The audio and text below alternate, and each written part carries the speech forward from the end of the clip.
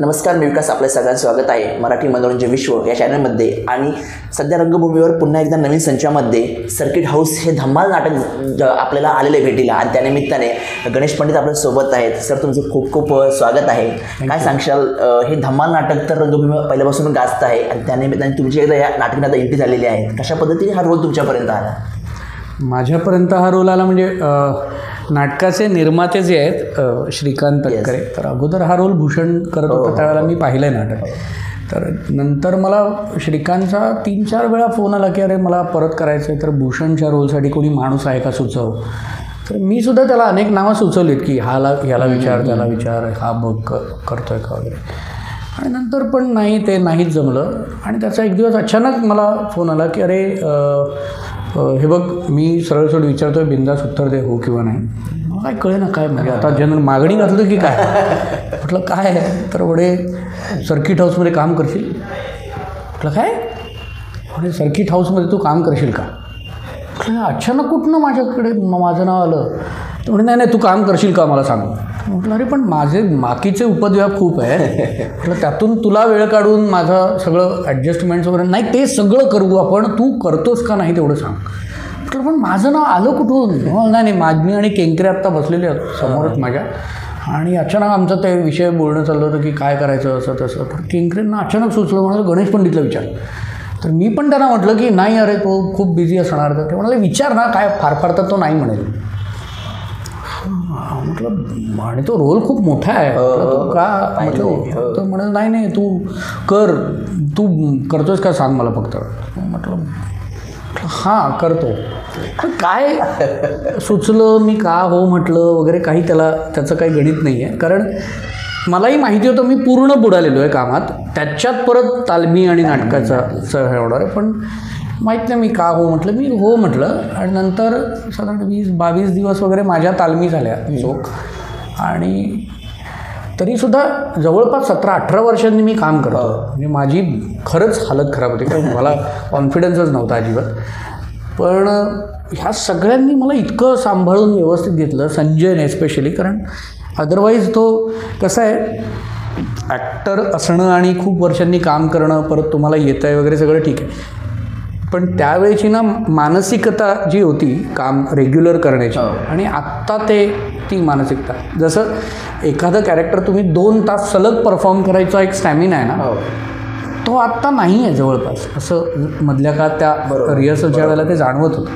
त्यामुळे मग ते काय करायला पाहिजे. अजूनही मी प्रयोग संपल्यानंतर माझ्या अंगात त्राण नसतो, इतका थकतो. कारण आता वय पण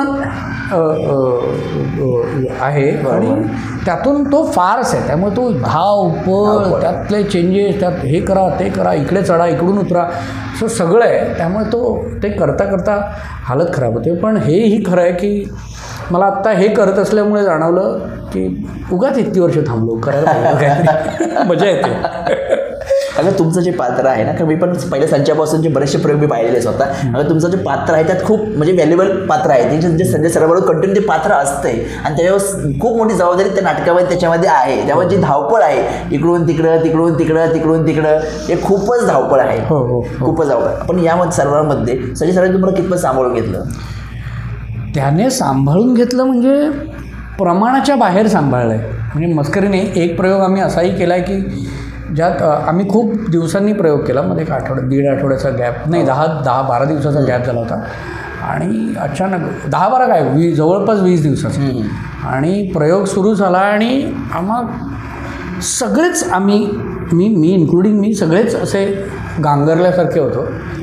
आणि तो प्रयोग त्या माणसाने जवळपास 1 मॅन शो, एकपात्री प्रयोग केल्यासारखा केला आहे. त्याने सगळ्यांची वाक्य सांभाळून घेऊन त्यांच्यावरच्या रिॲक्शन्सपासून सगळं तो एकटाच करत होता. म्हणजे तो कुठल्या ताकदीचा नट आहे, आणि त्याला म्हणजे आपण म्हणतो ना, त्याला रंगभूमी पावली आहे लिटरली.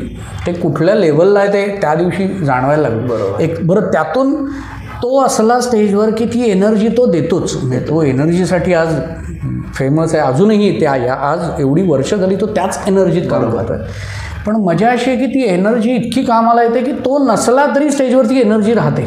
आम्हाला सुद्धा सगळ्यांना तो नसताना सुद्धा आम्ही त्याच एनर्जीत काम करतो. का तर तो सुरुवात करून गेला. त्यामुळे ती जी ते जे सांभाळून घेणं कित्येक वेळेला तो अजूनही कित्येक प्रयोगांमध्ये तू आज ना तू असं केलंस ना ते मस्त वर्क होतं आहे, मग पुढच्या प्रयोगांना अजून तिकडे काहीतरी एक जागा शोधूया असं करून तो असं नाही आहे की तो स्वतःचेच पंचेस किंवा स्वतःच्याच जागा काढतो किंवा त्यातच तो खुश आहे. तो आम्हाला मदत करतो, तो मला सांगतो इकडे हे कर तिकडे ते कर, तो ना तू ती रिॲक्शन अजून थोडी वाढवलीस ना तर अजून सस्टेन होईल ती, तिकडे लाफ्टरचे चान्सेस आहेत एकदा करून बघ वगैरे, अशा सगळ्या गोष्टी तो ना व्यवस्थित समजावून करतो. आणि त्यामुळे ना ते खूप वर्ष नाटकासाठी काम केलेल्या टीममध्ये काम केल्यासारखं वाटतं. अदरवाईज लोक जनरली एवढा मोठा आता तो हिज अ स्टार, तर त्यामुळे तो असं वाटतं की तो स्वतःसाठी काम करायला पाहिजे आणि त्याने तो स्वतःसाठी करूच शकतो सहज, काही फरक नाही पडत. पण ते स्वतःबद्दलचं जे काही आहे ना ते नाटकासाठी किती करता येईल त्याच्यावर जास्त लक्ष देतो.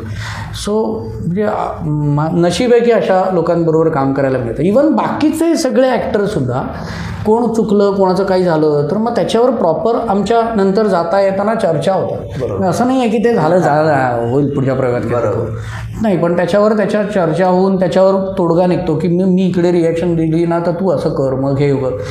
या गोष्टी अजूनही होतात. बरोबर. आणि ते पुढच्या प्रयोगांना त्या अजून म्हणजे आजही प्रयोगागणिक आमचा प्रयोग सुधारतोय असं दिसतं परफॉर्मन्स आणि बाकीच्या गोष्टी. तर त्याचं कारण ते, त्यामुळे सगळेच एकमेकाला सांभाळून घेतात आणि या सगळ्यांनी मिळून मला तर म्हणजे खूप वाचवलं आहे. वा वा. दादाचं प्रेक्षकांना नाटक पाहण्यासाठी काय आव्हान करशील?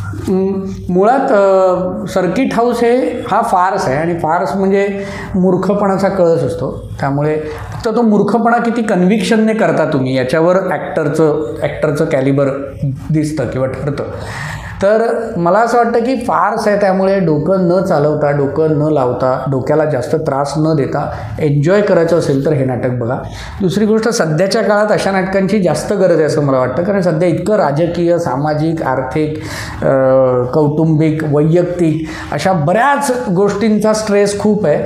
तर त्या स्ट्रेसमधून बाहेर येण्यासाठी ना निदान 3 तासाची गॅरंटी मी तुम्हाला देतो, हे नाटक बघा. कन्फर्म तुम्ही बाहेर याल, सगळं विसराल, वेड्यासारखे हसाल, वेड्यासारखे एन्जॉय कराल आणि ते स्माईल आणि ते हास्य घेऊन घरी जाल, घरच्यांनाही द्याल. म्हणजे घरच्यांना घेऊन आलात तर जास्त चांगलं, मग अजून लोकांना द्याल. पण मी म्हणतो की या नाटकाला या आणि 3 तासासाठी का होईना सगळं टेन्शन विसरा, कन्फर्म.